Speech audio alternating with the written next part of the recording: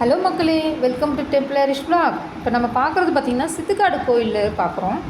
இப்போ கோயில் சாமி தரிசனம் பார்த்துட்டு நம்ம வெளியே வரும்போது பார்த்தோம்னா பசுமாடு அது கன்றுக்குட்டியோடு நின்றுட்டு இருந்தது.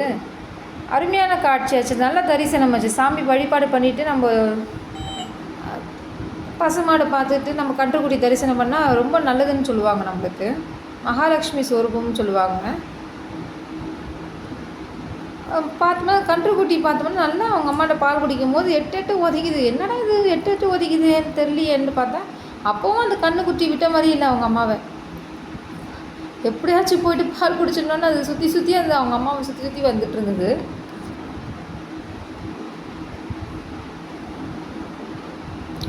கொம்பு வேறு நல்லா வேகமாக ஷார்ப்பாக வேறு இருக்குது. எங்கே இடிச்சிடுமோன்ற வேறு ஒரு பயம் நம்மளுக்கு. சாமி கோபுரம், சித்துக்காடு கோவில் கோபுரம். அது கொம்பு பாருங்கள் எவ்வளோ ஷார்ப்பாக இருக்குது, சரியான ஷார்ப்பு. அந்த கண்ணுக்குட்டி விட மாதிரி இல்லை, பசி இருக்கிறது நல்லா. அதனால் பால் முட்டி குடிச்சிட்டு இருந்தது.